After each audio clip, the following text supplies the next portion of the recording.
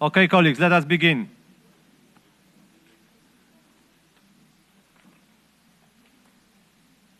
So, the 10th and the final meeting of the 63rd session of the Commission for Social Development is called to order. So I invite Commission to begin its consideration of the agenda item 4, entitled Program Questions and Other Matters, and its sub-items A, Proposed Program Plan for 2026, and B, United Nations Research Institute for Social Development. I invite the Commission to first turn its attention to the sub-item A of the agenda item 4, and I give the floor to well-known Mr. Charles Katoanga, Director of the Division for Inclusive Social Development of the Department of Economic and Social Affairs, to make a statement. Director, the floor is yours. Thank you, Mr. Chair. Excellencies, ladies and gentlemen, under this agenda item, I have the honor to provide a brief update to the Commission for Social Development on the proposed program plan of the Division for Inclusive Social Development of the UN Department of Economic and Social Affairs for the year 2026. With regard to agenda item 4A, kindly note that a conference room paper under the symbol E/CN5/2025/CRP1 has been circulated via e-delegate for the information of the Commission. The document presents the draft proposed program plan for 2026 of subprogram 2, Inclusive Social Development. Delegates, since 2020, the strategic framework and proposed program of work have been aligned with the annual program budget cycle that had been approved by the General Assembly in its resolution 72/266. A. In its resolution 77/267, the General Assembly decided to lift the trial period effective from 2023 and requested the Secretary General to continue with the submission of the program plan budget on an annual cycle. The 2026 annual program plan will be finalized in the first half of 2025. Mr. Chair, that concludes my update to the Commission on this agenda item. Thank you. Okay, I thank the Director of the Division for Inclusive Social Development and ask members if there are any comments from the floor or questions. Okay, that was brief. I see no requests from the floor. So now I invite the Commission to turn its attention to the sub-item 4B, United Nations Research Institute for Social Development. And I give the floor to Madame Magdalena Sepulveda Carmona, Director of the United Nations Research Institute for Social Development, to introduce the works of the Institute and the modalities of the nomination of the members of the Board of UNRIST as transmitted by the note of the Secretary General contained in the document E/CN.5/2025/8. Madam Director, the floor is yours. Thank you, Mr. Chair. Esteemed members of the Commission, distinguished delegate, ladies and gentlemen, it is an honor to address you today as the new Director of the United Nations Research Institute for Social Development, or UNRIST. I am delighted to present the impactful work of our institute has been conducting in the last 2 years. UNRIST is unique within the UN system. We are the only body exclusively dedicated to researching the social dimension of development. Our mandate is to delve into the often overlooked aspect of development, such as power dynamics, political influences, and the distribution of resources. We ask tough questions that others might shy from. Our research is not just about understanding the issues. It is about addressing the root causes and drivers of inequality, both within and between countries. We place these issues at the heart of sustainable development. By co-designing and co-producing interdisciplinary research with experts from the Global South, we ensure a rich diversity of perspective and knowledge that inform global policy making. One of our great greatest strength is our remarkable convening power. We bring together academic, political practitioners, and communities, both from the global north and south, to share knowledge and engage in constructive debates. This unique position allowed us to catalyze meaningful change and ensure that our research is both informed by and informs those driving social change. We communicate our findings innovatively, making sure our work reaches and resonates with a wide audience. This approach not only amplifies the voices of researchers worldwide, but also ensures that our research has a real-world impact. The work of the Institute directly supports the Commission for Social Development, the Economic and Social Council, and various UN organizations. It also aims to inform member states, policymakers, civil society, and academic institutions. UNRWA's strategy and objectives are linked to 5 research programs. 4 of these programs focus on policy-oriented research: transformative social policy, gender justice and development, alternative economies for transformation, and environmental and climate justice. The 5th program, led by the Bonn office, is dedicated to enhancing the adoption and impact of the Institute research among policymakers and practitioners. Distinguished delegates, the report I'm presenting today concerns the 2023-2024 biennium and is guided by the institutional strategy from 2021 to 2025.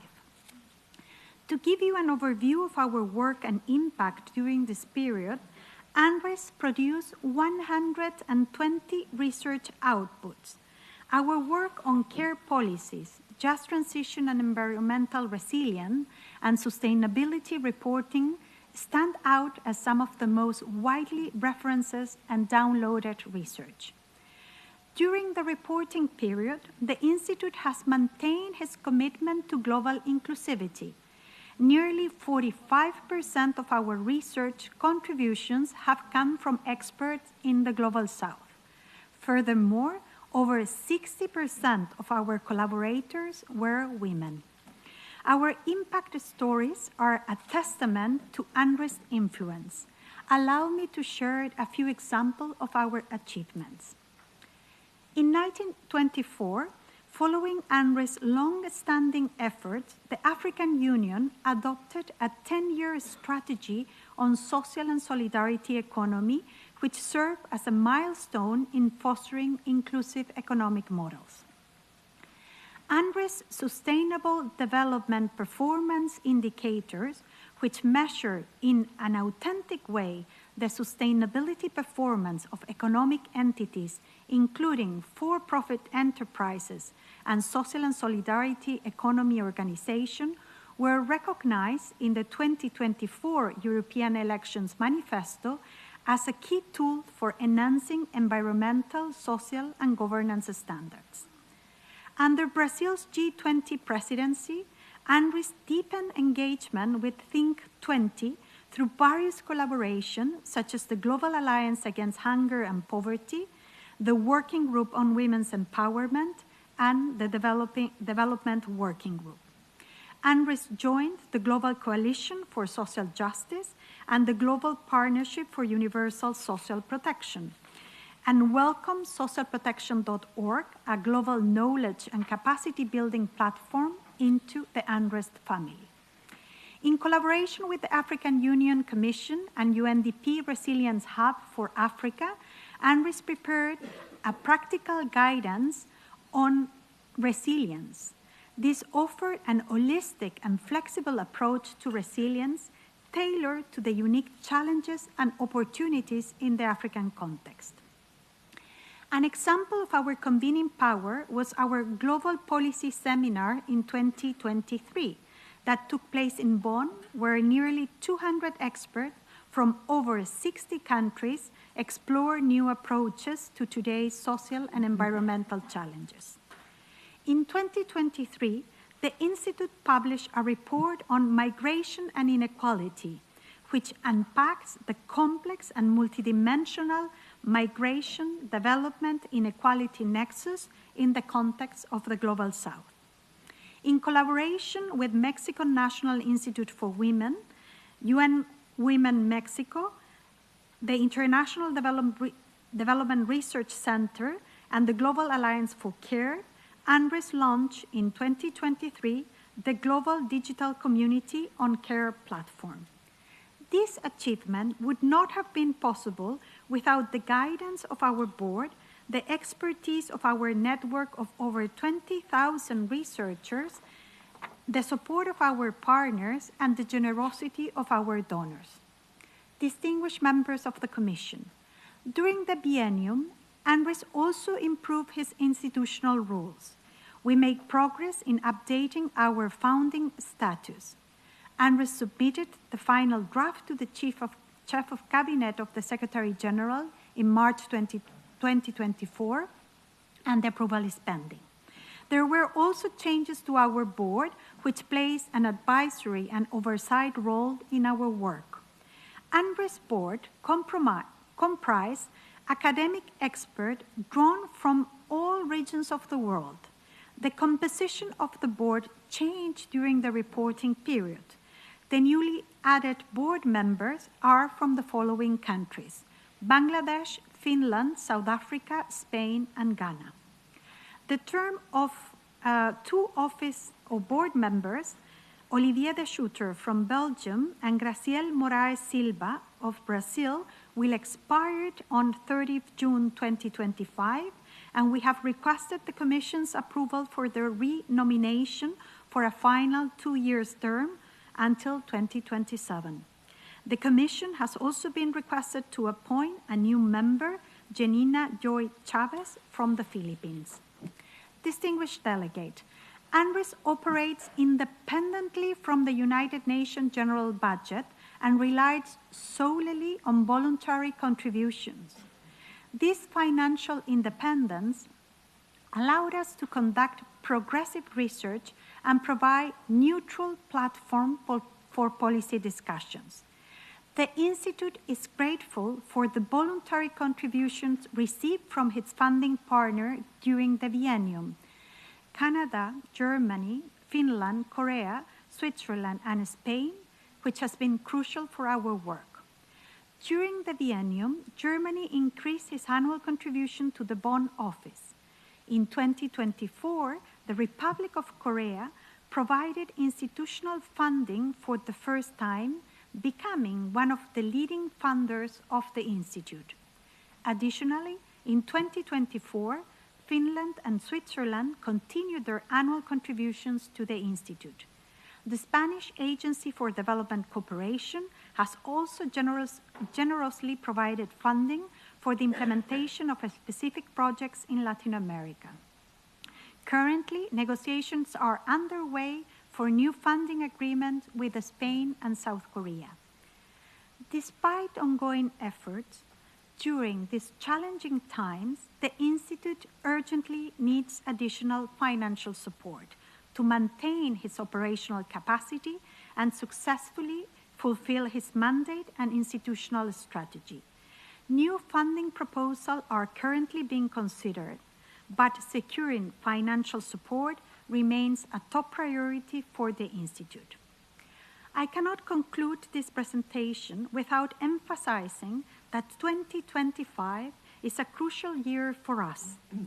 As the only institution within the UN system that has a dedicated mandate to research the social dimension of development, UNRWA plays a vital role in providing research and evidence for the 4th Financing for Development Conference and the 2nd World Summit for Social Development. In 1995, UNRWA played a crucial role in the success of the historic summit that resulted in the Copenhagen Declaration and Plan of Action.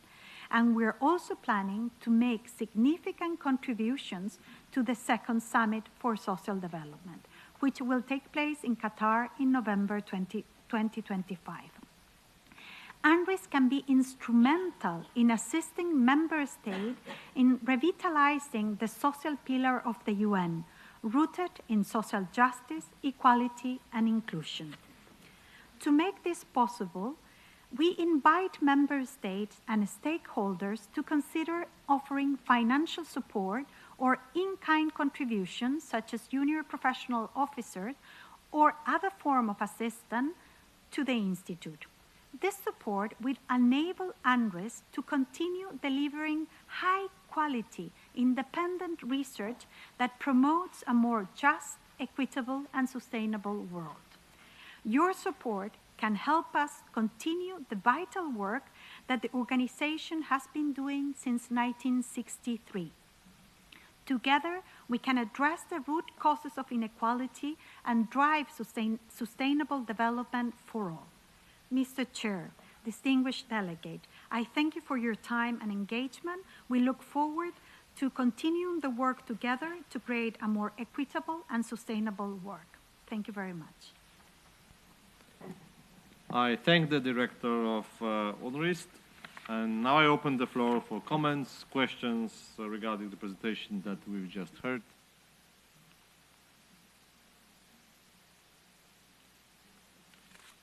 I see the request, and so I give the floor to the distinguished representative of Egypt.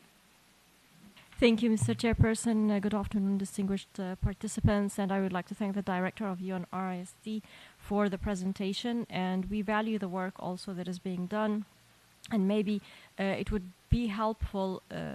I see that you're seeking also support in order to sustain your work, but it would also be helpful if the research that is being done tackles the untapped areas of social development that haven't been brought to special attention, that need more attention, that have been left behind. So it's not only the people, but also the issues that may have been left behind, and it would be very beneficial to advance the work of our Commission here and also to guide Member States with new action areas that we may take forward in order to fulfill our commitments under Copenhagen on the agenda for social development. Thank you.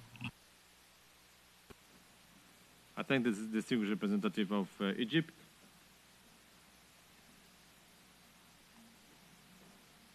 I see no more requests from the floor, so I invite Director Carmona to respond. Thank you very much, the distinguished delegate of Egypt, for the question and the comment. It's very interesting because our strategic planning, the existing one, went from 2021 and ended up in 2025. So during this year, we're undertaking broad consultation with experts, drawing from our network. We have a network of 20,000 experts, and it's roughly 47 from the Global South and the rest from the Global North. And we're tapping on their expertise to precisely identify what are those topics, those neglected topics that require attention. And we're also bringing our expertise to the World Social Summit because we also would like to, and I would like to offer our research and invite delegates to check our website, unrest.org, because we do have a wealth of research and policy briefing that could help in your work, not only regarding the Commission of Social Development, but also as you prepared for the next World Social Summit. Thank you.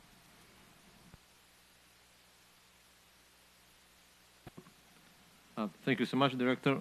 And so, as we've just heard, delegates may recall that the board of the United Nations Research Institute for Social Development is composed of 10 members, nominated by the Commission and confirmed by the CSoC for the term of 4 years, renewable once for a further 2-year term, so that each nominated member of the board should not have a total term of office exceeding 6 years. As contained in the document E/CN.5/2025/8, and we heard it from the Director, the term of office of Mr. Olivier de Schutter of Belgium and Madame Graciela Moraes Silva of Brazil will expire at the end of June 2025. and they are eligible for nomination for additional 2-year term that expiring on the 30th of June 2027. The Commission is also called upon to nominate Madam Janina Joy Chavez of the Philippines as a new board member for a 4-year terms expiring on the 30th of June 2029. The biographical information of the candidates are contained in the annex to the document.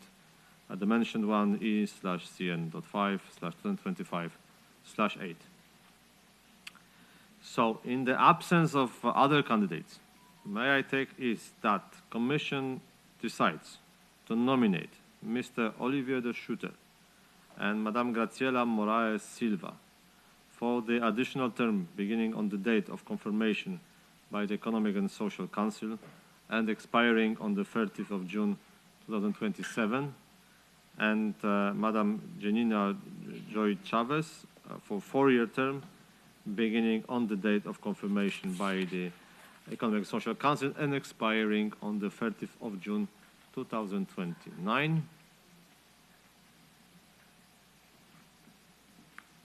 I hear no objection. It is so decided.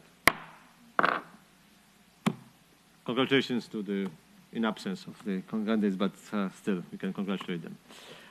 So the Commission thus concluded its consideration of the item 4 as a whole.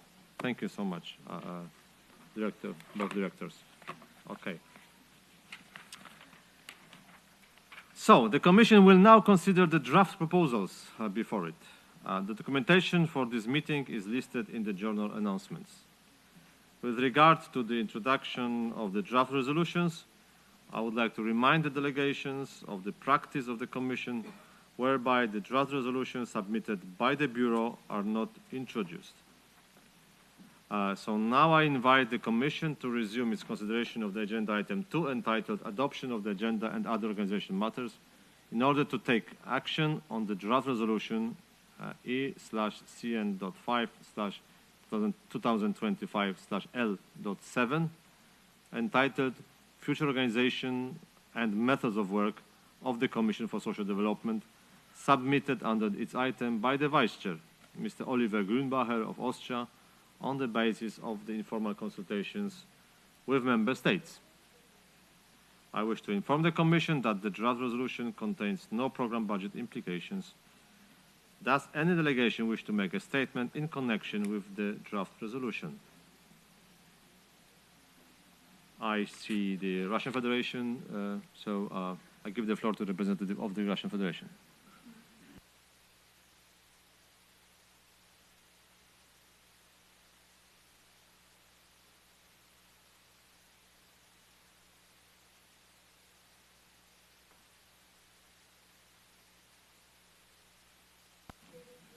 So the floor is with the Russian Federation.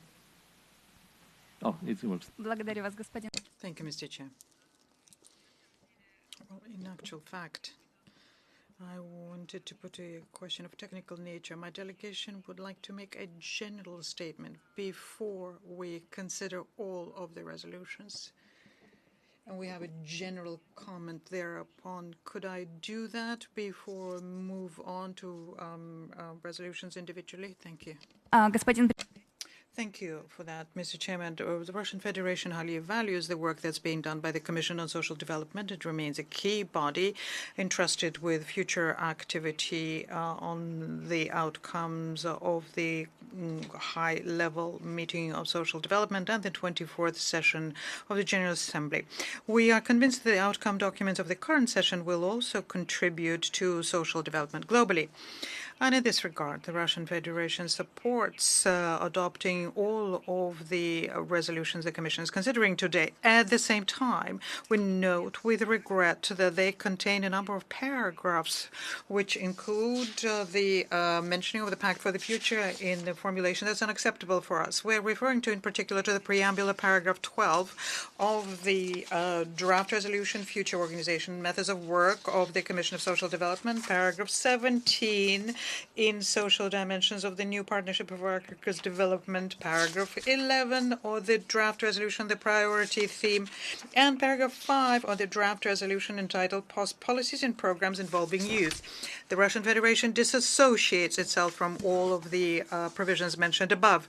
I would like to also recall that the Russian Federation does not welcome the use of questionable terminology in the resolutions, the terminology that doesn't have unambiguous interpretation. Specifically, I'm referring to the use gender and its derivatives. For us, they mean biological sex, and we consider them exclusively within the context of ensuring the same rights for men and women. And the same refers to the terms of inequalities and to the term of the multiple and cross-linked forms of discrimination. I thank you for your attention. I thank the representative of the Russian Federation, and now I recognize the representative of Islamic Republic of Iran. Please. Thank you, Mr. Chair. We want to just a quick question. We have a explanation of position. After adopting, we can deliver it off before.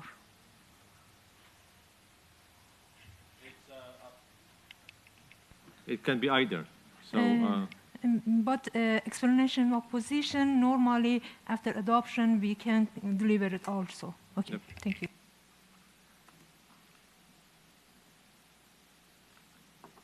I see no more requests. So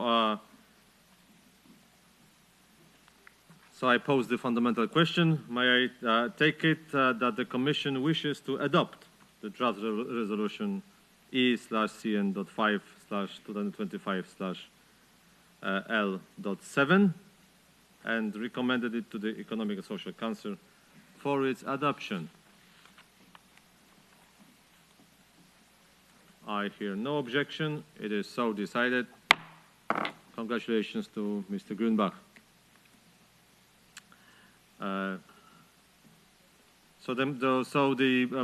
That means that does any delegation now wish to make a statement after the adoption of the draft resolution? I see no requests. So the Commission has thus concluded its consideration of the agenda item 2. So now I invite the Commission to resume its consideration of the agenda item 3, entitled Follow-up of the World Summit for Social Development and the 24th Special Session of the General Assembly, in order to take an action on the draft resolution E/CN.5/2025/L.5, entitled Social Dimensions of the New Partnership for Africa's Development, submitted under this item. I wish to inform the Commission that the draft resolution contains no program budget implications. So now I invite the Commission to hear the introduction of the draft resolution E/CN.5/2025/L.5, which was facilitated by the South Africa on behalf of the group of 77 in China. Now I give the floor to the permanent representative of Iraq to introduce the draft resolution on behalf of the group 77 and China.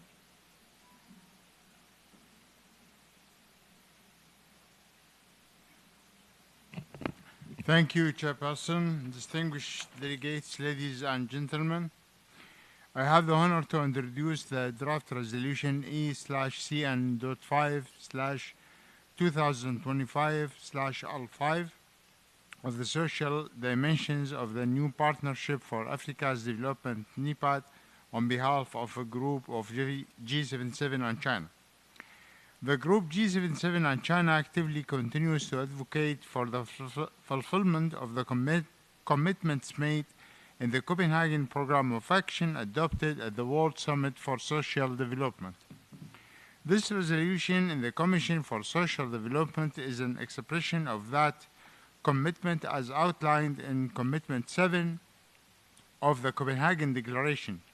This resolution has always sought to give prominence to accelerating the economic, social, and human resources development of Africa.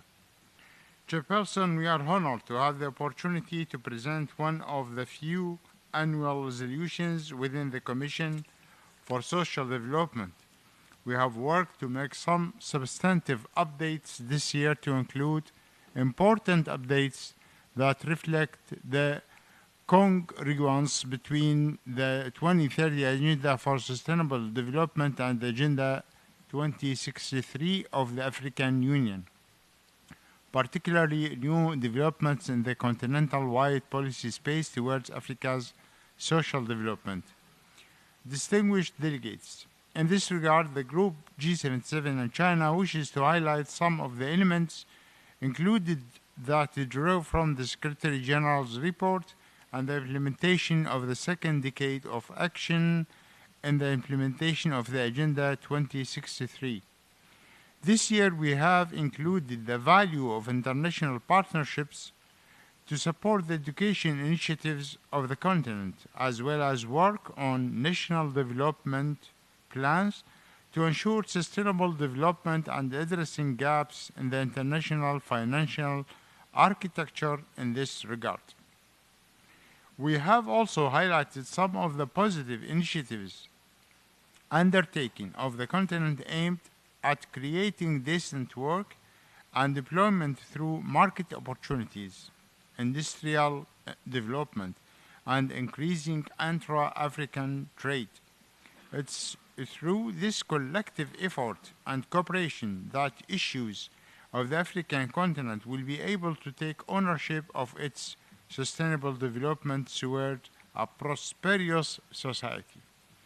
Chairperson, we have also continued our focus on some of the advances made on the continent in the various areas, such as financing for development, the African peer review mechanism, the elimination of female genital mutilation, the program for infrastructure development in Africa, the African Medicines Agency, and the African Centers for Disease Control and Prevention within the Purview Agenda 2063, among many others.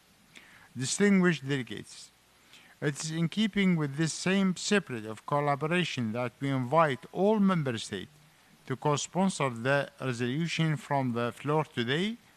Finally, we wish to express our gratitude for the confidence of the G77 and China to continue to facilitate the NEPAD resolution on an annual basis.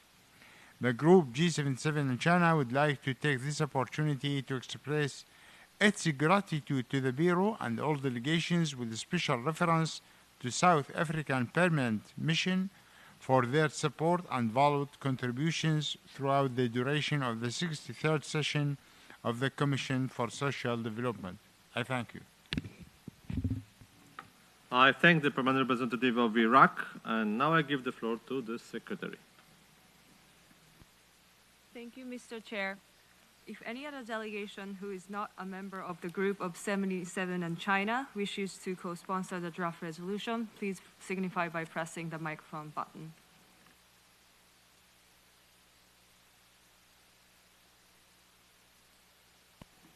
I see none. Thank you, Mr. Chair. Okay, I thank the Secretary, and so the question is, does any delegation wish to make a statement in connection with the draft resolution L.5?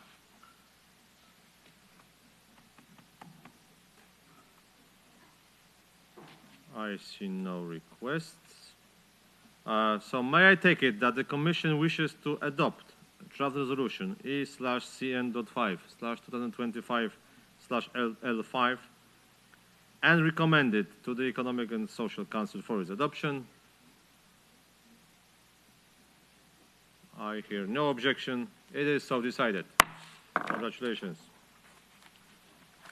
So does any delegation wish to make a statement after the adoption of the draft resolution? I see none.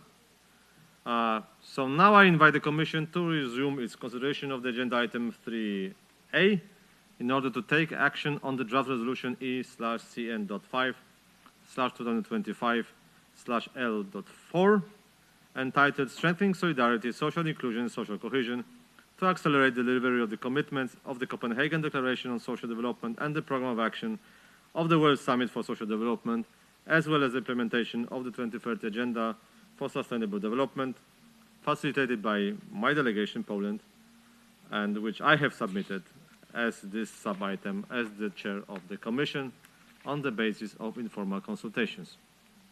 I take this opportunity to thank delegations for their spirit of cooperation and flexibility during the negotiations, which were very interesting itself and exciting sometimes.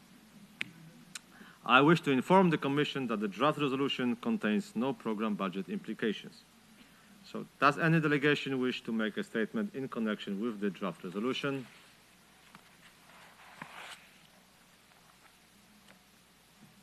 I see none.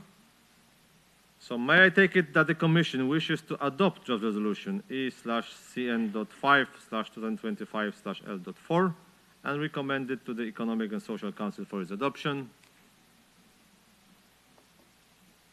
I hear no objection. It is so decided. Thank you. So does any delegation wish to make a statement after the adoption of the draft resolution? I see Burundi. I give the floor to the representative of permanent representative of Burundi. The floor is yours. Merci. Thank you. Thank you very much, Chair. My delegation congratulates you on your work during this 63rd session of the Commission on Social Development. We are grateful that thanks to your efforts, the Commission has been able to successfully adopt this resolution on the priority theme.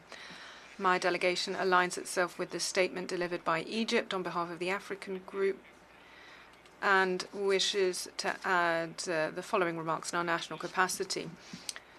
Chair, the focus of this year's resolution reflects the growing awareness among many member states of the importance of family for social development. In this regard, we wish to underscore that Burundi has recently joined the Declaration of the Geneva Consensus on the promotion of women's health and strengthening the family, thus recognizing that social development can only be sustainable if we place family at the center. Burundi wishes to clarify that terminology that is not internationally agreed upon or subject to debatable interpretations. As regards the term multiple and intersecting forms of discrimination, we wish to highlight that Burundi will only accept patterns of discrimination recognized in our own national legal system. In addition, we wish to point out the use of the term gender is to be understood as referring only to biological sex, which is to say to men and to women, and has no other meaning, as agreed upon in Annex 4 of the Fourth World Conference on Women held in Beijing. We would like to emphasize, finally, the use of such terms in this resolution does not imply a mandate for the promotion of controversial categories that are not internationally agreed upon. I thank you. I thank the permanent representative of Burundi. To the representative of Djibouti. Merci, Monsieur le Président. Mr.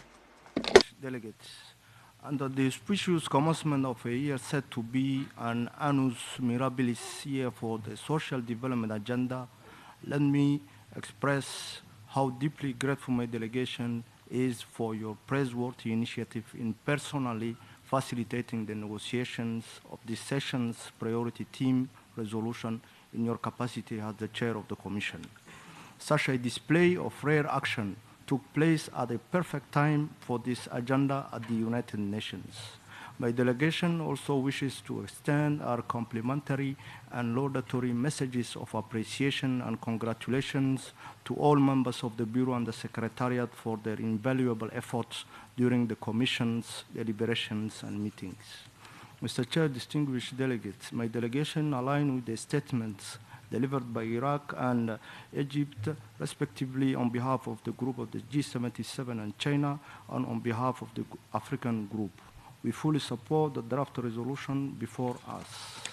Within our regional African group, and together with other like-minded friends, we've been busily negotiating since last month with other delegations, our partners, this resolution on the priority theme.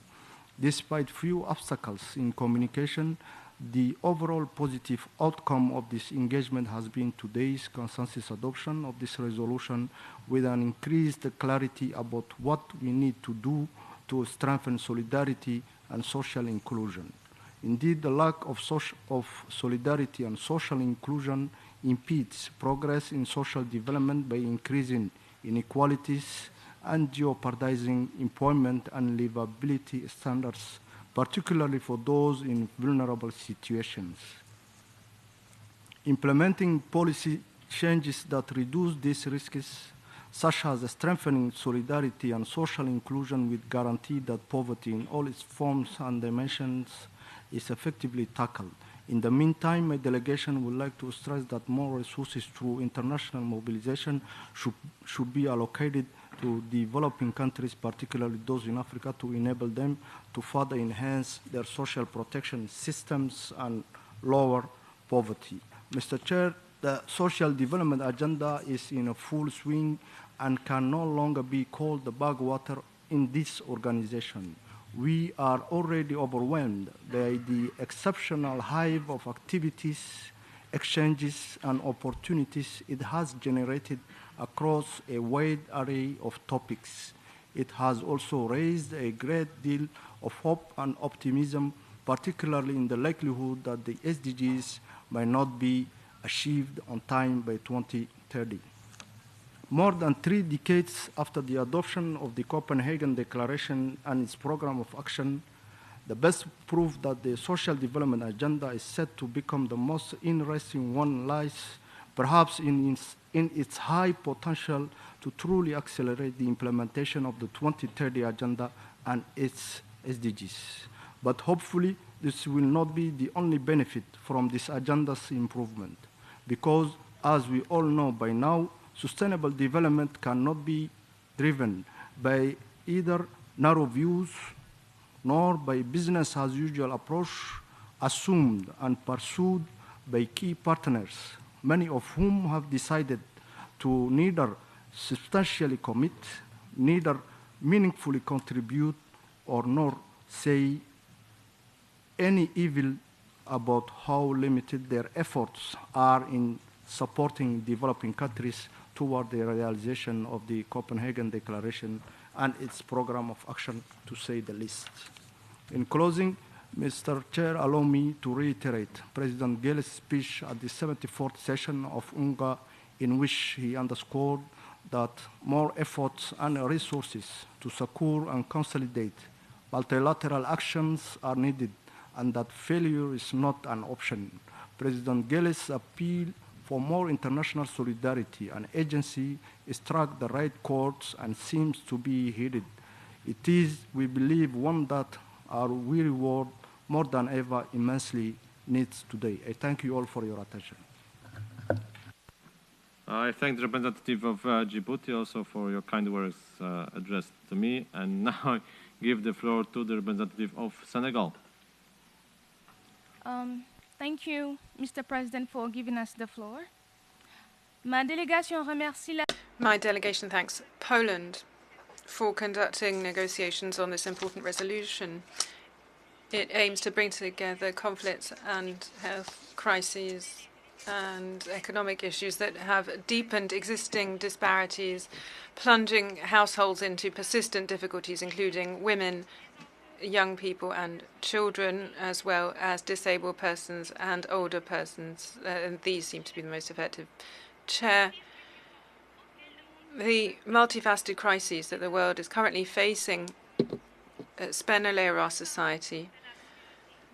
Just like the international community, Senegal is aware that this situation can, to some extent, affect the processes and engagements and commitments made in the Copenhagen process on social development, together with its program of action, as well as the implementation of the Sustainable Development Programme by 2030. This is why the government of Senegal has undertaken a series of measures to protect vulnerable groups, and in order to respect undertakings in terms of sexual equality and sustainable development, especially aimed at young people, the elderly, and persons with disability. However, we regret the systematic use of non-consensual terms in this resolution.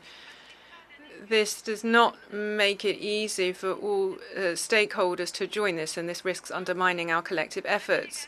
My delegation therefore dissociates itself from the expression multiple and intersectional forms of discrimination. My delegation would also like to point out that the concept of gender and all of the terminology associated with it should only, in Senegal's view, refer to the distinction between men and women. Thank you. I thank the representative of Senegal. Further requests? Thank you for all your comments. So now I invite the Commission to resume its consideration of the agenda item 3B, entitled Review of the Relevant United Nations Plans and Programs of Action Pertaining to the Situation of Social Groups, in order to take action on the 2 draft resolutions submitted under this item. So now I invite the Commission to hear the introduction of the draft resolution E/CN.5/2025/L.3, entitled Policies and Programs Involving Youth, co-facilitated by Cabo Verde, Kazakhstan, and Portugal under this sub-item. I wish to inform the Commission that the draft resolution contains no program budget implication. So now I give the floor to the representative of Portugal to introduce the draft resolution on behalf of the co-facilitators. Permanent Representative of Portugal, the floor is yours. Thank you, Mr. Chair. Good to see you sharing this commission. And Excellencies, colleagues, dear youth delegates, on behalf of Cape Verde, Kazakhstan, and my own delegation, Portugal, I will introduce the resolution on policies and programs involving youth. It's a great pleasure to present this biannual resolution since 1998, and with Cape Verde and Kazakhstan since 2019. The draft that we are presenting today contains agreed language from previous sessions, along with some new paragraphs linked to this year's report of the Secretary General. The priority theme of the current session of this Commission is of critical importance for youth. Solidarity, social inclusion, and social cohesion are all crucial concepts that significantly impact youth, shaping their personal development opportunities and overall well-being. During the negotiations on the draft, our intention was to focus on new language related to the report of the SG, keeping important paragraphs on which we already have the compromise, and of course building on new language proposals that were brought forward by Member States. Special attention was given to the Summit of the Future and the adopted Pact of the Future, which contains commitments related to youth only in Chapter 4 on youth and future generations, but also in Chapter 2 and in its annexes. Young people's contribution to intergenerational equity, so to enhance policy coherence around the SDGs, the need to strengthen intergenerational partnerships and solidarity among generations, the contribution of youth to the welfare of their families, and the role of young people in prevention and resolutions of conflicts. The resolution also encourages members to support meaningful youth engagement in voluntary national review and voluntary local review processes to ensure national and local governments include innovative youth-led initiatives with the potential to enhance countries' progress toward the SDGs. Furthermore, the resolution requests the Secretary-General to submit to the Commission for Social Development at its 65th session a comprehensive report on the implementation of the resolution, taking into consideration the theme to be discussed at that session on the achievements and challenges in the implementation of the World Programme of Action for Youth, including the linkage to the 2030 Agenda in consultation with Member States, relevant entities and youth organizations. In conclusion, we thank all delegations for their constructive participation and responsibility in achieving a consensual text, as well as the youth delegates. We believe that the final draft reflects the priorities of the entire UN membership. A word of appreciation to UN DESA for their support along the process that helped us to achieve a comprehensive resolution that we hope will be adopted by consensus. We greatly appreciate the co-sponsorship received so far and encourage all those who have not yet done so to join the co-sponsors of this important resolution. Finally, a word of gratitude to the experts of the missions of Cape Verde and Kazakhstan. Thank you very much, Mr. Chair.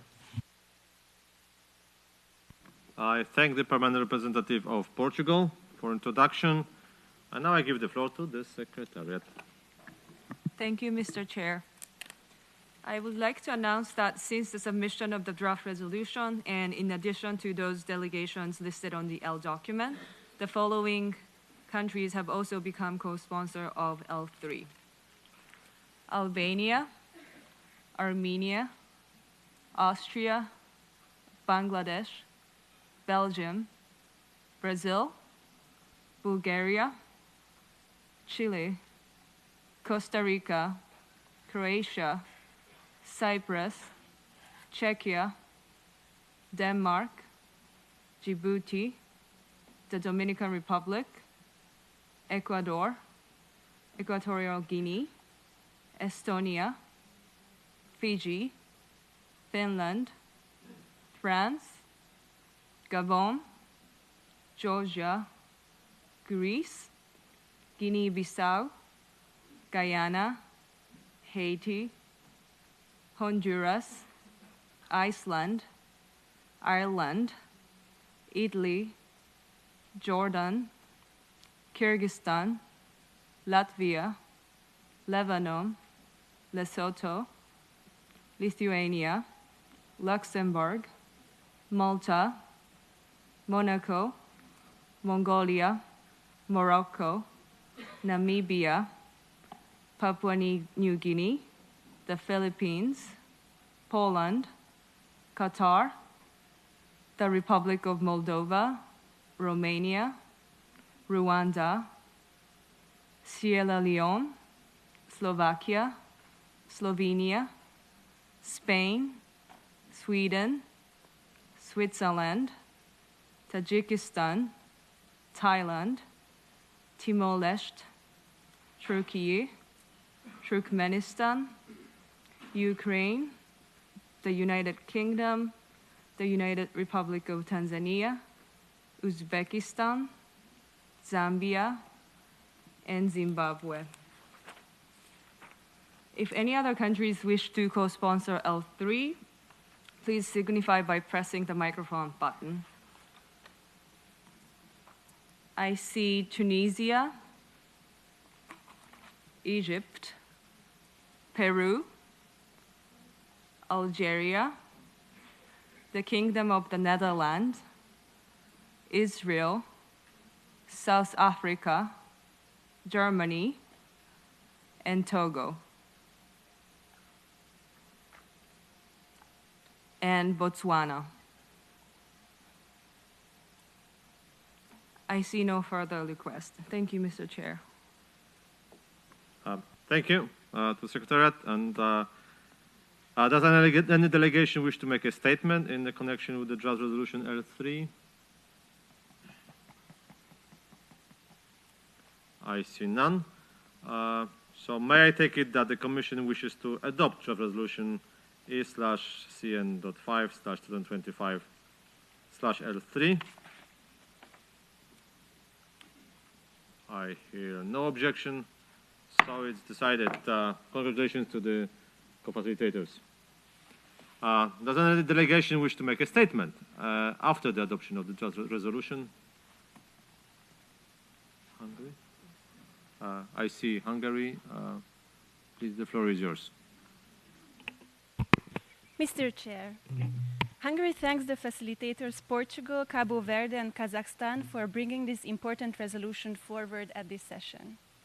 The resolution is all the more important this year as we are implementing the Pact for the Future and its youth-specific commitments, and as we are preparing for the World Social Summit taking place in November.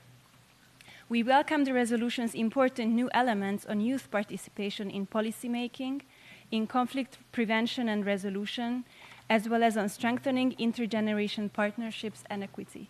Congratulations for those results. We would also like to take this opportunity to recall Hungary's position concerning the nexus between migration and development mentioned in preamble paragraph 21 of the resolution. The Hungarian government considers that migration does not always bring opportunities to all countries involved, and that our primary focus should rather be on empowering young people to be able to thrive in their homeland. With this in mind, we will continue to support this important resolution. Thank you, Mr. Chair. I thank the representative of Hungary. I see no further requests. So we now turn to the draft resolution E/CN.5/2025/L6, entitled Modalities for the Fifth Review and Appraisal of the Madrid International Plan of Action on Aging, 2022, submitted under this item by the Vice Chair, Madam Almaha Mubarak Al-Thani of Qatar, on the basis of the informal consultation with Member States. I wish to inform the Commission that the draft resolution contains no program budget implication. So does any delegation wish to make a statement in connection with this draft resolution?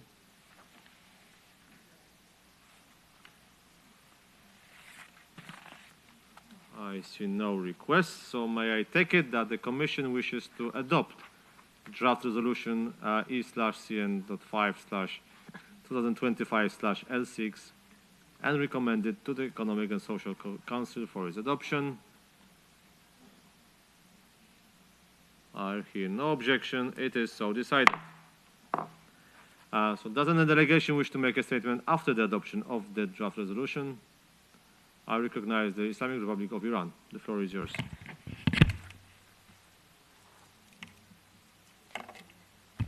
Thank you very much, Mr. Chairman. Bismillahir-Rahmanir-Rahim. My delegation would like to extend its appreciation to you as well as to the other members of the Bureau of the 63rd Commission on Social Development and to the Secretariat for their tireless effort that led to the successful conclusion of this session.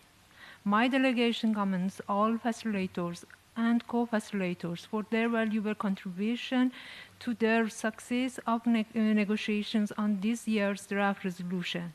The Islamic Republic of Iran joined the consensus on all resolution due to our understanding that the provision of this resolution and their implementation are in line with our national laws, legislation, and regulation, as well as Islamic principles, religious norms, cultural background, and national development priorities. Based on that, my delegation disassociate itself from certain controversial and non-consensus terms and language that cannot be accepted by Islamic Republic of Iran, including but not limited to multi-type and intersecting forms of discrimination and all terminologies that involve the word gender. Such a reference shall not be construed as a precedent or agree language in future negotiation regarding subsequent thematics and or other resolutions. Meanwhile, we are pleased to note the emphasis on the importance of the family in the resolution entitled Priority Themes. The family is recognized in the Universal Declaration of Human Rights as a natural and fundamental unit of society. Our references to family and families in this resolution must be interpreted according to the binding obligation of states under binding international instruments to protect and strengthen the family. Mr. Chairman, my delegation requests that this statement be put on the record and included in the relevant official document of this conference. Thank you. I thank the representative of the Islamic Republic of Iran.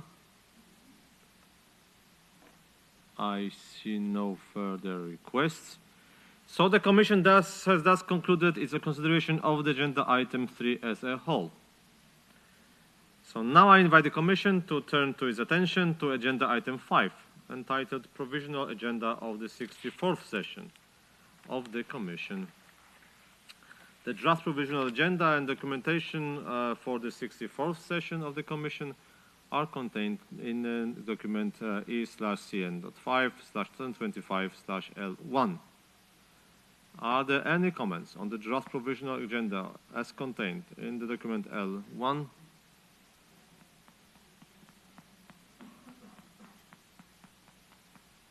I see no requests. So may I take it that the Commission wishes to adopt the draft provisional agenda and documentation for its 64th session as contained in the document L1?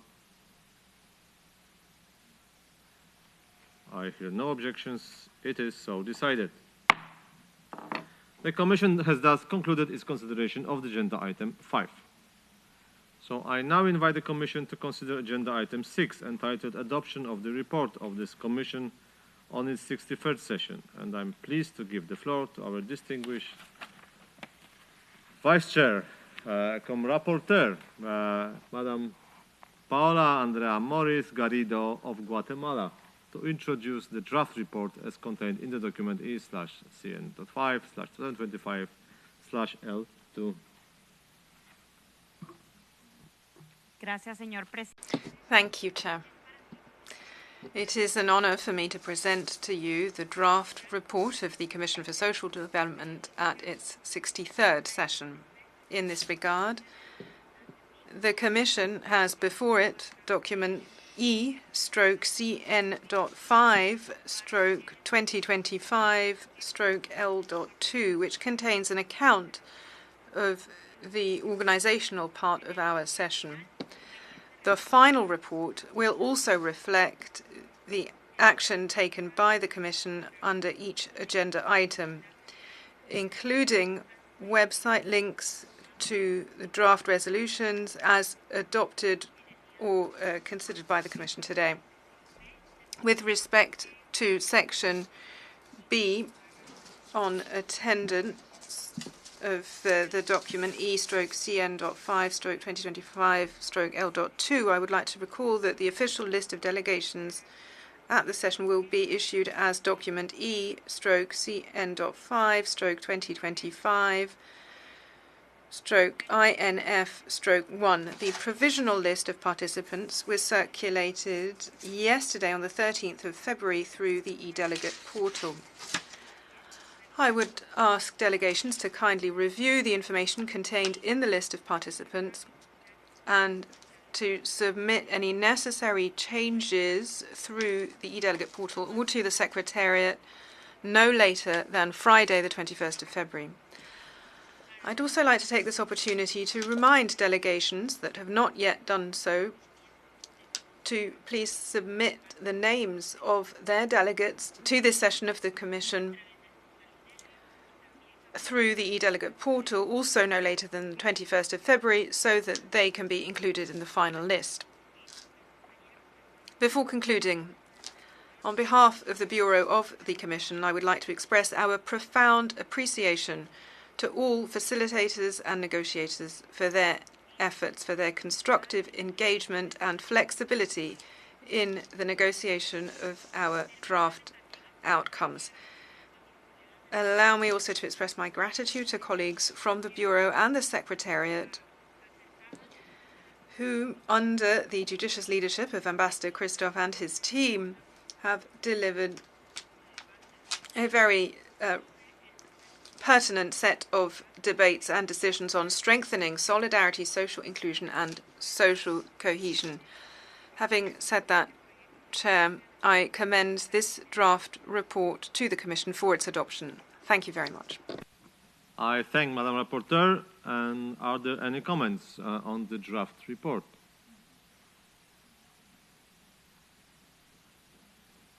I see none. So may I take it that the Commission wishes to adopt the draft report as contained in the document L.2 and agrees to entrust the Secretariat with its finalization in consultations with the rapporteur, incorporating the proceedings of our final meeting today. Are here no objection? It is so decided. Congratulations, Madam Rapporteur. The Commission has thus concluded its consideration of the agenda item 6. So now is the moment, emotional moment for my farewell speech to you all. Excellencies, distinguished delegates, ladies and gentlemen, colleagues. As we come to the conclusion of the 61st session, we are reminded of the pressing challenges facing our global community and the critical importance of solidarity, resilience, and inclusive action.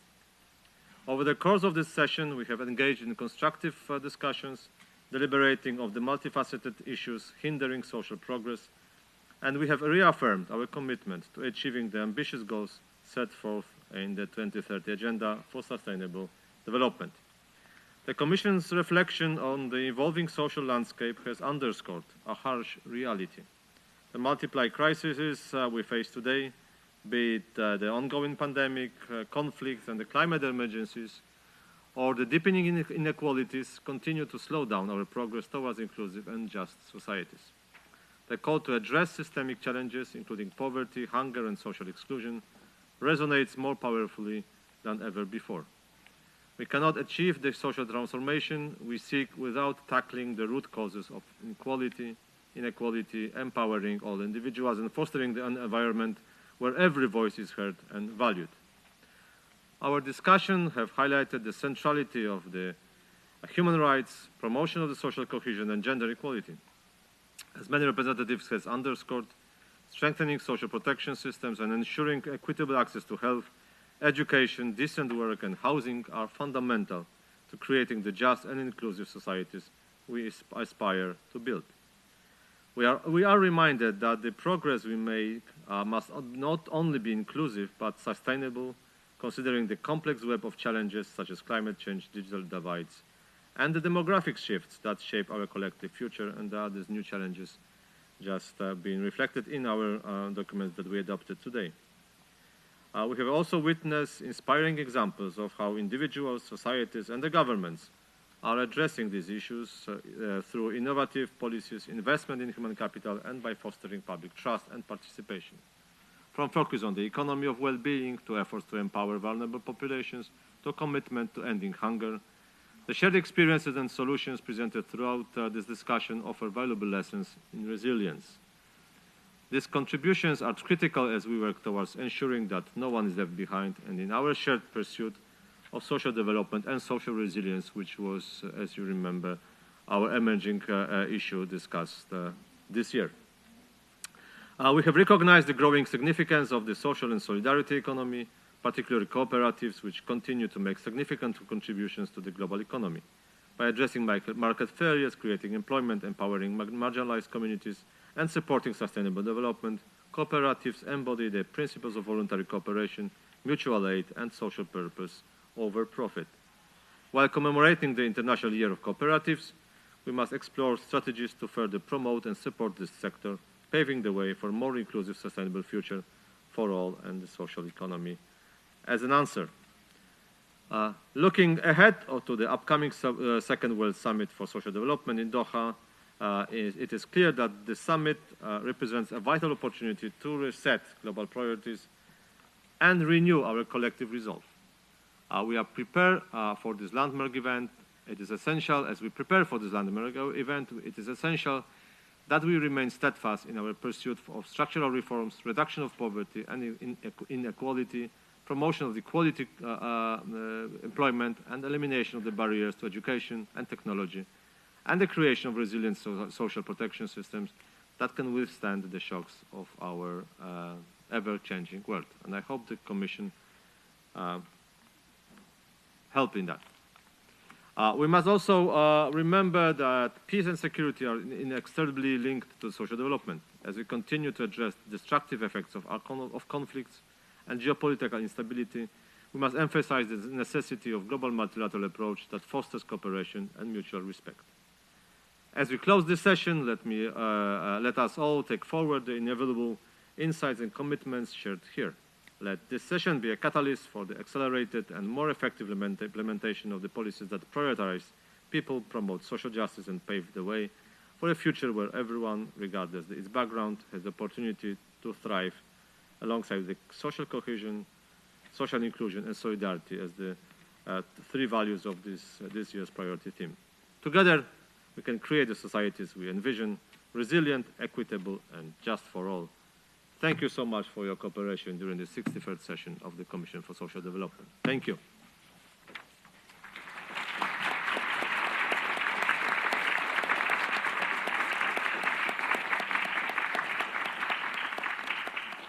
Okay, thanks a lot. And I kindly ask delegations to remain seated as the first meeting of the 64th session will be convened immediately following the closure of this session. So now I declare closed of the 61st session of the Commission for Social Development. The meeting is adjourned. Thank you.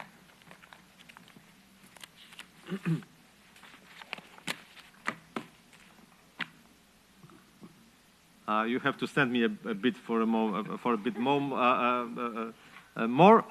because now I declare the 64th session of the Commission for Social Development and call to order its first meeting. In accordance with the Rule 15 of the Rules of Procedure of the Functional Commissions of the Economic and Social Council and Decision 2022/210 of the Council, the Commission immediately following the closure of the regular session would hold the first meeting of the subsequent regular session for the sole purpose of electing the new chair and other members of the Bureau. So I invite the Commission to turn its attention to the item 1 of its provisional agenda, election of officers, and proceed with the election of the Bureau of the Commission. So the Commission will wish to recall that, in accordance with the principle of equitable geographical rotation among the 5 regional groups, it is the turn of the group of Eastern European states to hold the chairpersonship of the 64th session.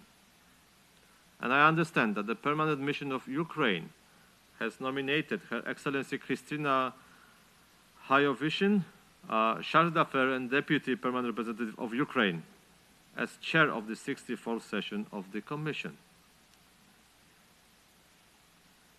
In absence of any other nominations, may I take it that the Commission wishes to elect by acclamation Her Excellency Kristina Hayovishin as a chair of the 64th session of the Commission for Social Development?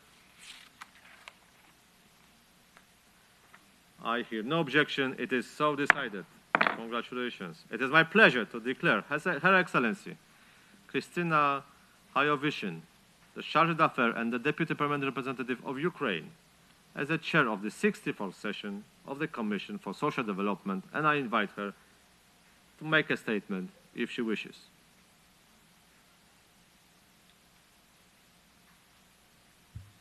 Thank you, Mr. Chair. Thank you for giving me the floor. I'm honored to be entrusted by member states with the role of the chair of the 64th session of the Commission for Social Development. I am fully committed to ensuring that the 64th session is as successful as current one.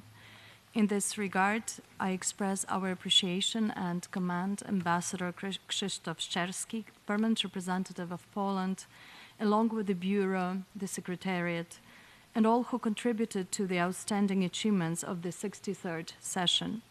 Ukraine attaches great importance to advancing social development and remains steadfast in its commitment to multilateral cooperation in this field. We believe that the Commission plays a crucial role in this effort, serving as a dedicated UN body with a long-standing legacy that must be upheld and strengthened.